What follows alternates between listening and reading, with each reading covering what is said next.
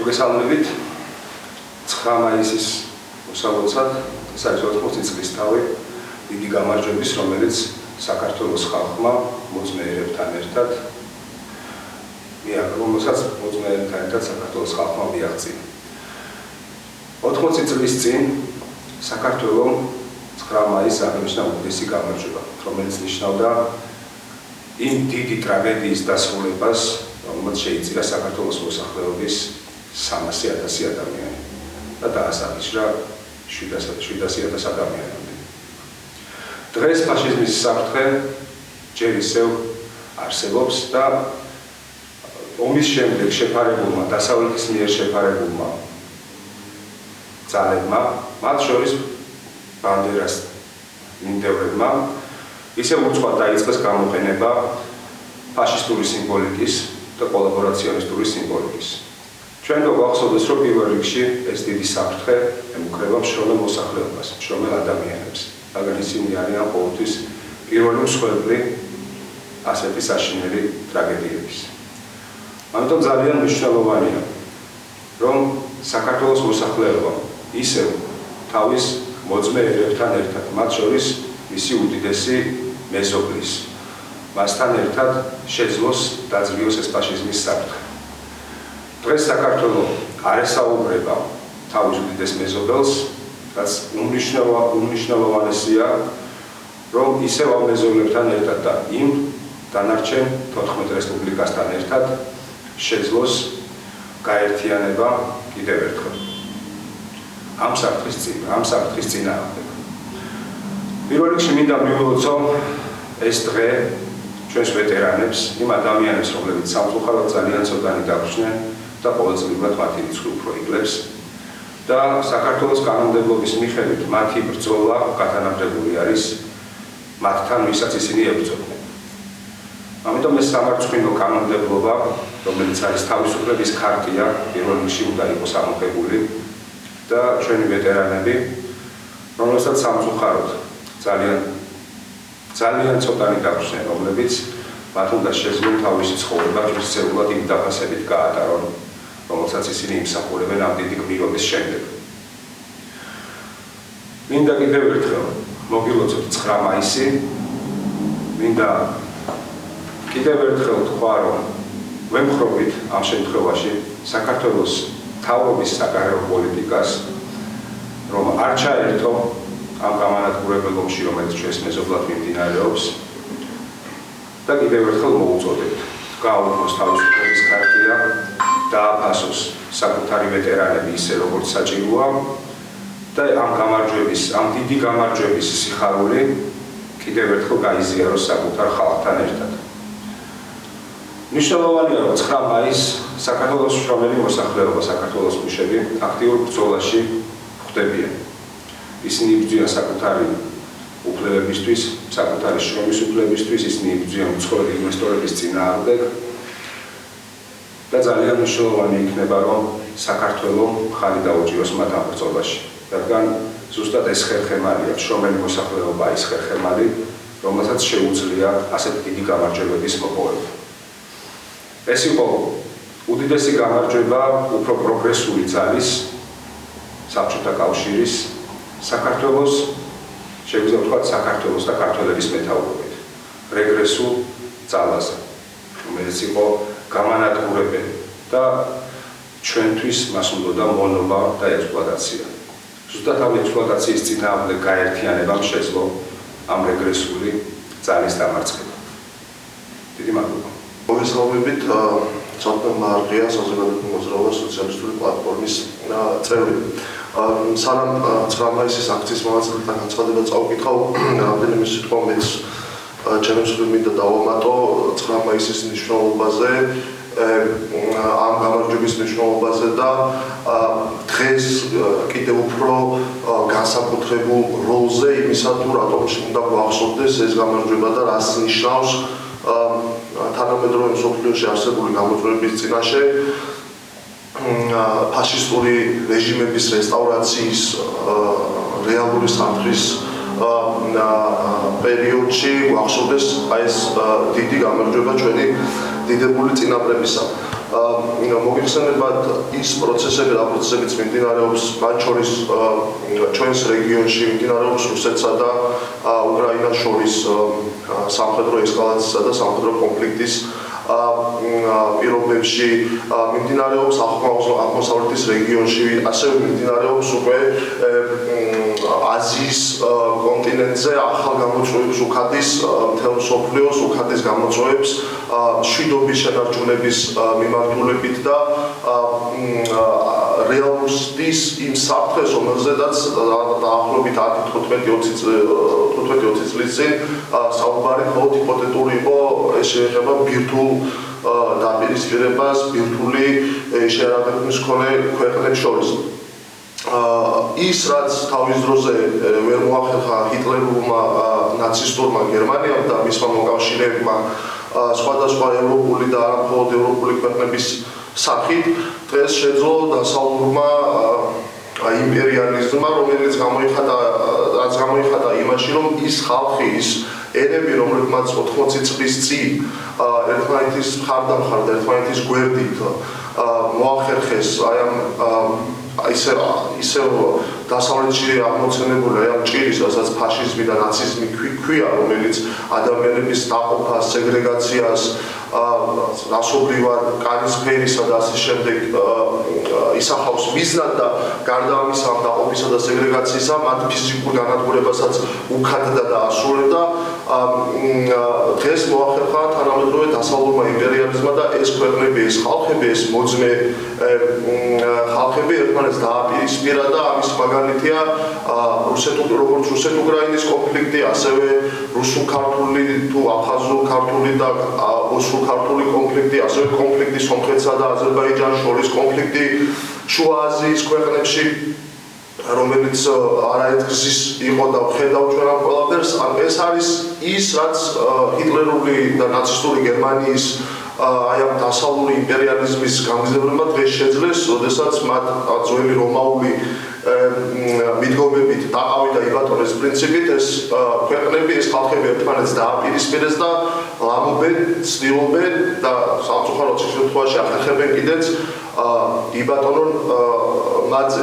შესაბამისად დღეს აი ამ ყველაფერიდან გამომდინარე კიდევ უფრო მნიშვნელოვანია ვიცოდეთ, გვახსოვდეს და არ დავივიწყოთ ის გამარჯვება, რომელიც აი ამ ქვეყნებმა, აი ამ ხალხებმა ერთად შევძელით მათ შორის ჩვენთვის საამაყოდ ქართველებისთვის განსაკუთრებულად საამაყოდ უნდა გვახსოვდეს, რომ აი ამ გამარჯვების ერთ-ერთი მთავარი შემოქმედი არის ქართველი კაცი, გორელი კაცი იოსებ ჯურაშვილის სახით და შესაბამისად აი ეს გამარჯვება ეკუთვნის პირველ რიგში ეკუთვნის ქართველ ადამიანს, ქართველ მშრომელს, ქართველ კაცს და ქართველებთან ერთად სხვა ნებისმიერ ადამიანს, ვინც აი ამ ბრძოლაში მხარდამხარ იბრძოდა.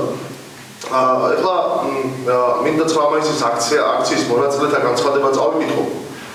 დღეს 9 მაისი საქართველოს უახლესი ისტორიის უმნიშვნელოვანესი თარიღია. ფაშიზმისგან მსოფლიოს განთავისუფლების საქმეში ქართველმა ხალხმა ღირსეული წვლილი შეიტანა. მაშინ 1945 წლის 9 მაისს საქართველომ და რუსეთმა მოძმე რესპუბლიკებთან ერთად ეპოქალური გამარჯვება მოიპოვეს. სიმბოლურია, რომ რაიხსტაგის თავზე გამარჯვების დროშა ქართველმა კანთარიამ და რუსმა ეგორუმმა აიტანეს. ფაშიზმზე გამარჯვებიდან 80 წლის შემდეგ მსოფლიო კვლავ დგას ამ მიხაკისფერი ჭირის საფრთხის წინაშე. დასავლეთი ისევ წარმოგიდგა როგორც ფაშიზმის რესტავრაციის ხელშემწყობი და უკრაინული ნაციზმის სულის ჩამდგმელი. გამოვთქვამთ მტკიცერ წმენას, რომ ჩვენი ხალხები კვლავ მტკიცერ დადგებიან წინაპრების მიერ ჩაყრილ საძირკველზე და ერთობლივად გაანეიტრალებენ უდიდეს საფრთხეს. დღეს იმ დიადი მოვლენიდან 80 წლის თავზე ჩვენი ქვეყნები დაშორებული ერთმანეთისგან საქართველო არ ესაუბრება თავის ყველაზე დიდ და ძლევამოსილ მეზობელს. ერთად ცხოვრებისა და ერთად შენების 200-ლოვანი ისტორია შეწყდა, რამაც საქართველოს ბევრად მეტი ზიანი მოუტანა ვიდრე სხვას.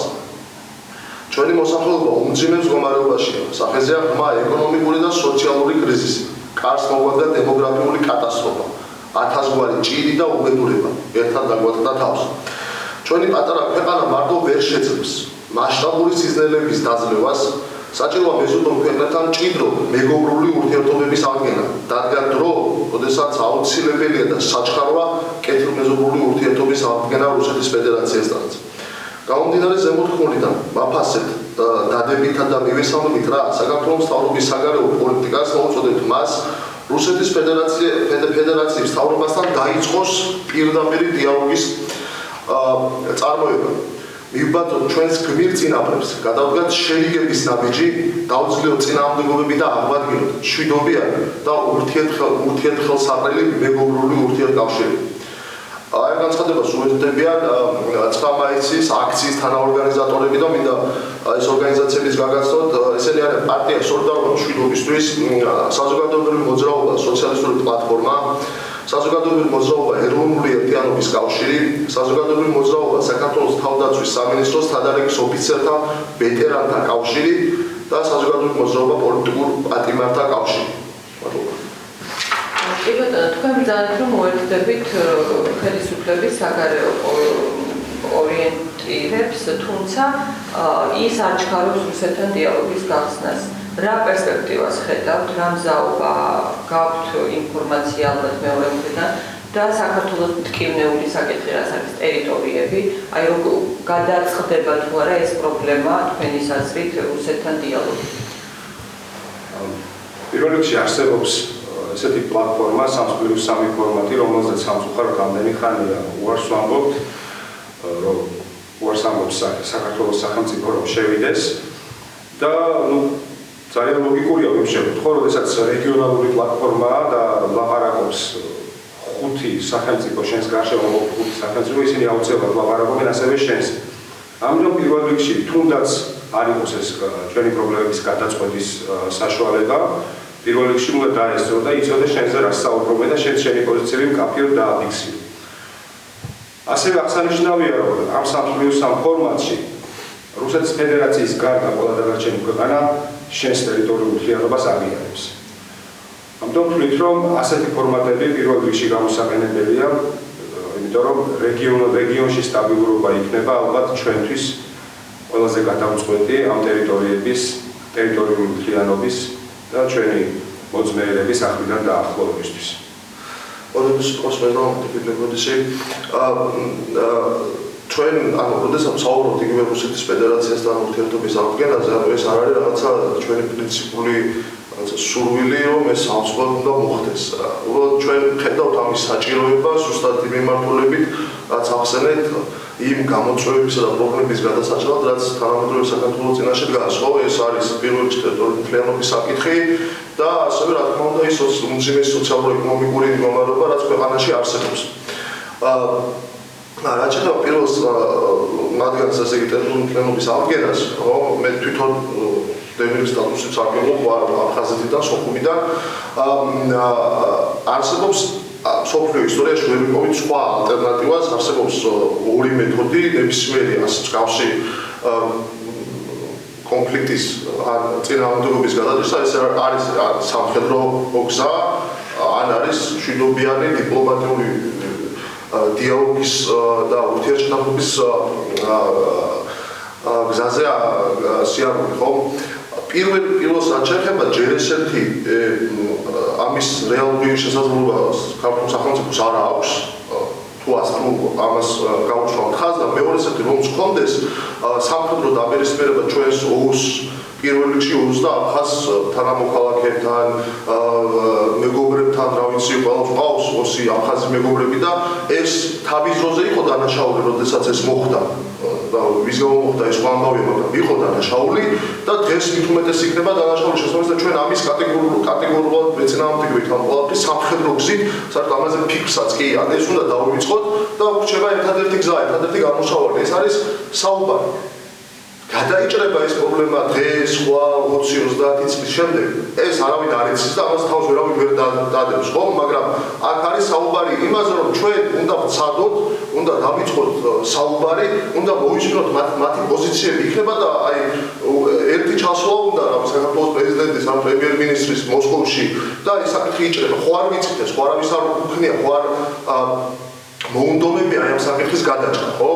სააკაშვილზე ავანტურისტი იყო და შესაბამისად რაც გააკეთა მე როგორც გააკეთა ყველამ კარგად ვიცით, მაგრამ იქნება და წდება ხომ და გავიგოთ მაინც იმათი პოზიციები მაინც ხომ და ვიცოდეთ რას ფიქრობენ როგორ უყურებენ აი ამ საკითხის გადაჭრას და ეს რო არ კეთდება და ეს რო არ ხდება ეს რა თქმა უნდა უკამთებს ჩვენ აი ამ პროცესში, იმიტომ რომ რაც უფრო გადის დრო და რაც უფრო შორდება აფხაზური და ქართული საზოგადოება ერთმანეთს, ქართული და ოსური საზოგადოება ერთმანეთს, იმიტომ რომ ჩვენ არ აქვს უშუალო კომუნიკაცია აფხაზეთის რეგიონში და ცხინვალის რეგიონში მცხოვრებ ჩვენს თანამოქალაქეთა და ეს წლების გასვლის შემდეგ ეს პრობლემა კიდევ უფრო რთულად გადასაჭრელი იქნება. ამიტომ ჩვენ გვეჩქარება, იმიტომ რომ დრო ჩვენ სასარგებლოდ არ მუშაობს.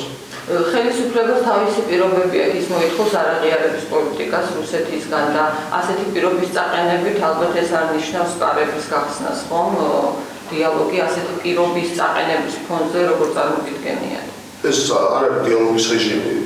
ნებისმიერ თუ მოხდება აღიარების უკან წამება რუსეთის მხრიდან, თუ მოხდება იქიდან რაღაცა რუსული სამხედრო ბაზების გაყვანა და რაღაცა ტერიტორიული მთლიანობის ცნობა და იქ საკუთარი ხელი ჩაგვიყვანენ რუსების ომში და რაღაცა თავრობის სახლს ადმინისტრაციული ავტონომიური თავრობის სახლს ხო იქ დასვამენ ქართველებს, მაშინ საერთოდ დიალოგის რეჟიმი აღარ არის საჭირო. ყველანაირი პრობლემა გადაწყვეტილი იქნება. მე რაღაცა უნდა ველაპარაკოთ რუსებს, ხო? ან ეს რომ მოხდეს და ეს პრობლემები გადაიჭრას, ამისთვის არის საჭირო დიალოგის რეჟიმი. შესაბამისად ის რომ მოდი ჯერ ეს გაკეთდეს და მე ვისაუბროთ, საერთოდ გაუგებარი პოზიციაა, რას გულისხმობს ეს პოზიცია, რას ნიშნავს ეს პოზიცია, ის მხოლოდ იცით რას გავს აი როდესაც რაღაცის გაკეთება არ გინდა და რაღაცა საბაბს ეძებ, მიზეზს ეძებ ამის გასაკეთებლად და სამწუხარო არის ის, რომ აი 30 წლის განმავლობაში ყველა ხელისუფლების პირობებში მოსახლეობისთვის აი ეს პროპაგანდა წარმოებდა, რომ რაღაცა მოსახლეობის რაღაცა ნაწილსაც ესე წარმოუდგენია, რომ ჯერ მოდი ეს პრობლემები გადაიჭრას და მერე ველაპარაკოთ. თუ პრობლემები გადაიჭრა, მე რაღაცა უნდა ელაპარაკო. იმისთვის უნდა ელაპარაკო, რომ ის პრობლემები და გამოწვევები რაც გააქვს, ის გადაჭრა. კი ბატონო, 9 მაისის თემაზე უნდა ვკითხოთ. ჩვენ ვნახეთ პროცესები როგორ განვითარდა 9 მაისის მიმართ აი პოსტსაბჭოთა რესპუბლიკებში დამოკიდებულების საზოგადოებაში გაქარწყლების, გაუფერულების და გაუფასურების, ხო? საბოლოო ჯამში მივიღეთ თუ არა ის სურათი, რომ ეს გამარჯვების დამსახურება ნებსით უნებლიეთ რუსეთს მიეწერა და ნელ-ნელა მოხდა ქართველების დისტანცირება ამ დამსახურებთან ბრძანეთ ასევე სტალინის ფაქტორი. ანუ ეს ნებსით უნებლიეთ იყო თუ არა თქვა ჩვენთვის ძალიან საზიანო იდეოლოგია. სამწუხაროდ ჩვენ თვითონ თქვით, ჩვენმა სახელმწიფომ თქვა უარი ამ გამარჯვებაზე. და ამაზე დიდი ხნის განმავლობაში მუშაობდა, ეხლაც თუ ნახავთ, გვეუბნებია რომ ჩვენ ვაუღიშოთ ევროპის დღე. რას ნიშნავს ევროპის დღე? ნახევარი ევროპა მეორე მხარეს იბრძოდა. ჩვენი ყოფილი პრეზიდენტიც ქალბატონიც ამბობს, რომ ორივე მხარეს ბრძოლები დასაფასებელი არის. მაგრამ ეს არ იყო უბრალო ბრძოლა, როგორც დიდგორიან, ეს იყო იდეოლოგიური ბრძოლა განადგურებისთვის. შესაბამისად, დიდი ბოდიშის მოხდით მეორე მხარეს ნამდვილად ვერ დავაფასებთ, იმიტომ რომ ისინი გასანადგურებლად მოდიოდნენ ჩვენ გასანადგურებლად და კავკასიის ქედზე შევაჩერეთ ისინი ჩვენ. რომ ამბობენ რომ საქართველოს ომი არ იყო, ეს იყო საქართველოს ომი, არა მარტო იმიტომ რომ ის ნაწილი იყო 15 რესპუბლიკის და წამყვანი ძალა იყო ერთ-ერთი ამ 15 რესპუბლიკის საქართველოს კავკასიის ქედზე შეაჩერეს ისინი, როდესაც ისინი მიდიოდნენ ბაქოს ნავთის ასაკად. ხო, ამიტომ ჩვენმა მეგობრებმა, ჩვენმა მეგობარმა ხალხებმა ჩვენთან ერთად საქართველოს გადაარჩინეს. და მინდა რომ ვინც არ იცის, ასევე უთხრა რომ არსებობს ესეთი სოფელი წყალტუბოში გვიშტიდი, სადაც არის ზუსტად კავკასიის ქედიდან ჩამოსვენებულთა ძმათა მემორიალი. და იქ არის ნამდვილად 15-ვე რესპუბლიკის ეროვნების ადამიანები დასვენებული და სამწუხაროდ, როგორც ბევრი რამ საქართველოში, ფაქტობრივად მიტოვებულია ეს მემორიალი და კარგება ამგვარი ადამიანების სახელები. რაც შეეხება 9 მაისს, თანამედროვე საქართველოს აეროს კიდევ ერთხელ უნდა ვახსენოთ ეს 30 წლიანი ციკლი მიზანმიმართული იდეოლოგიური ნარატივი იყო ზუსტად ყველაფერი წინასწარ. არა მარტო საბჭოთა, არამედ ყველაფერი ქართულის წინააღმდეგ მიმართული. შესაბამისად, ის გამარჯვება, რითაც 80 წლის წინ, როდესაც წარმოიდგენთ, რომ ბერლინში ჩასული იგივე ქანთარი ან სხვა ქართველი და არაქართული როგორი ამახები იყვნენ იმ გამარჯვებით, რა გამარჯვებასაც მიაღწიეს და იმის შემდეგ დღემდე ჯანსაღი ნაწილი საზოგადოებისა, როდესაც ამ ყველაფერს ზიაზებს და ფიქრობს, როგორი ამაყი ამ ყველაფერი, ეს ზუსტადაც რომ ამ ჩვენს იმ რაღაცა სიამაყეს, რითაც ჩვენ როგორც შოთა რუსთაველით არის ამაყი ქართული კაცი, ან ვაჟა ჩავალათი, ილია ჭავჭავაძეთი ამაყი, იგივე სიამაყით, იგივენაირად ამაყობდა ამ გამარჯვებით, იგივენაირად ამაყობდა სტალინი და შესაბამისად მათი ეს მიზანი ზუსტად ეს იყო, რომ ის რაც ჩვენთვის რაღაცა სიამაყის განცდა იყო, რითაც ჩვენ სადაც არ უნდა მომხდარიყავთ მსოფლიოს ნებისმიერ ქვეყანაში ყოველთვის ვიტყოდით, რომ დაუშვათ ჩვენ ვართ აი სტალინი მშობელი ერის შვილები და ასე შემდეგ. ხო, აი ეს ამას გვიკლავდნენ და ამის ნაცვლად თავაზობდნენ რაღაცა როგორც ილია მახსენა ევროპის დღეს აღსანიშნავად, რომელიც საერთოდ გაუგებარი არა, რომელ ევროპაზეა საუბარი, რა ევროპაზეა საუბარი, რომელ ევროპულებებზეა საუბარი და აი ეს იყო ეს მიზანმიმართული ჩანაცვლების პროცესი ამ ყველაფრის, მაგრამ მათ დაუვიწყდათ, რომ აი როგორც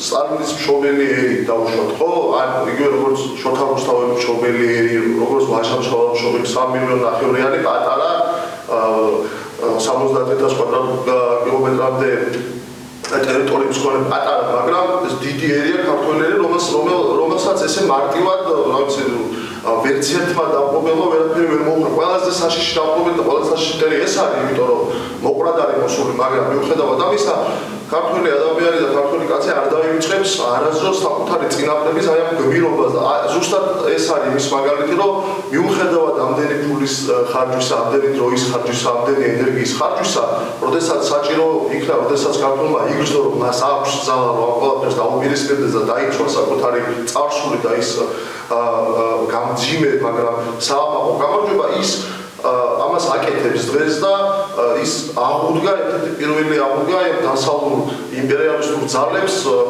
რომელიც იქადის ქართული, რუსი და არა მარტო ქართული და რუსი, არამედ აი ამ პოსტსაბჭოთა ქვეყნებისა და ერების განადგურებას და დაპირისპირებას.